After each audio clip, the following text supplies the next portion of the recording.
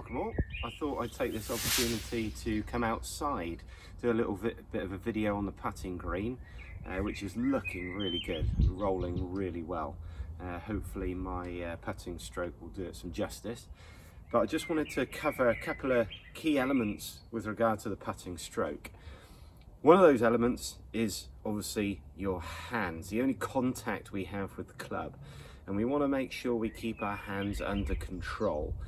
Nice gentle grip on the golf club, not too much pressure at all. If someone was to run on now and try and pull the club out of my hands, they could probably just about do it. So it's a really light touch. Also, for me personally, you see from where I'm stood, I like to use what they term as a reverse overlap grip. So the forefinger of my right hand, so for you guys being right-handed, be your left hand. So if I swap that around, you can have a look. So the index finger of the left hand overlaps the fingers of the other hand, and the thumbs point directly down the face of the grip. That helps to control that direction of swing and make sure that our wrists don't get too involved as we strike the ball, because that finger helps to make sure that we don't get a hinge like we would in our full swing. We don't want that hinge to happen because we lose control of not only the speed, but obviously the angle of that club face as we go through the ball. We want to make sure we keep it on a nice line as we swing through. And obviously, as you'll see on the PGA Tour, there's a lot of grips, weird and wonderful ones. The claw grip is probably the one that's very popular, but obviously looks a bit odd. But again, it's just stabilizing those hands through the ball. Very much in the same way that the Super Stroke grip is doing the same. It's a bit thicker, a bit wider, so it helps neutralize your hand action so you don't get too flicky with the hands as you swing through. So what we're going to have a quick look at is a couple of putts from here, go through some basic setup that I think will help once you get back out there. Okay, we're going to have a quick look at this 10-foot putt, run over some basics to help to make sure that we're getting a nice true stroke. The putt here is fairly flat, but obviously I'm sure you do this already, we want to stand behind and have a look at the break and the borrow. And I would always pick a spot about 3 or 4 inches in front of the ball that I'm aiming my club at. And that really helps, especially if you've got a big swinging putt. That's going to really help with making sure that you're aligning the putter head correctly. Just going back over that grip, we're going to use a reverse overlap.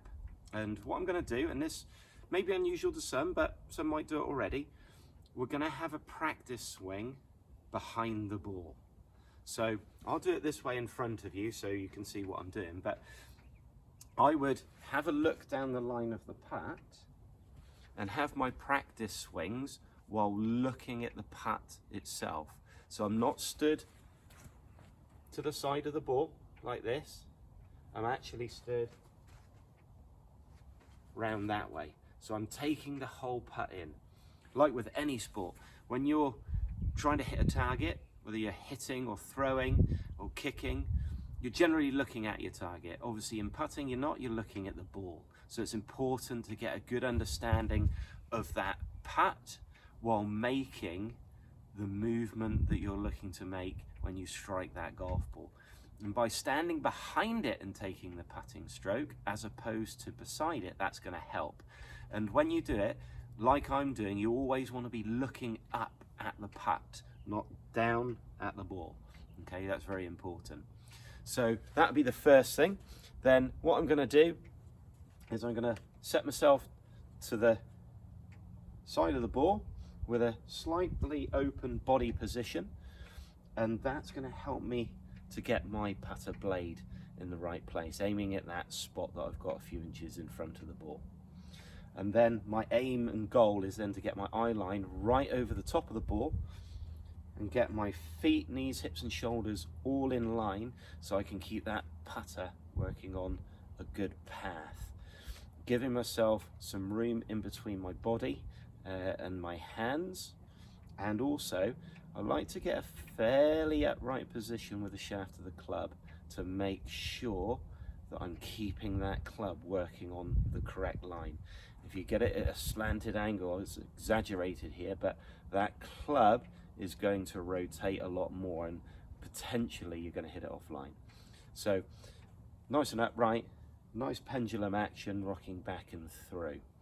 And always try and keep your head still right the way through the stroke. Don't try and take a sneaky look at the hole. Back, through, and listen for the sound of the ball going in. Hopefully something like this.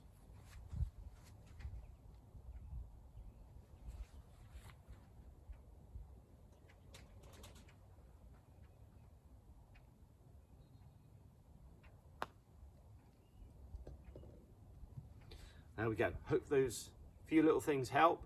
Got any questions or want to know a little bit more about putting, then obviously send me an email, or next week, as of next week, we can start doing some lessons, which is great. So if you want to have a little bit more of a closer look at your own game, then obviously send me an email or give me a call in the shop, and we can have a look and tailor make that stroke to make sure that you get the most out of your game. Hope you're all well, and look forward to seeing you very soon. Thanks for watching. I'm sure you're looking forward to getting back out on that golf course. Now, just for a little bit of fun, see if you can guess how many takes it took me to hold that putt. Thanks very much. See you soon. Bye-bye.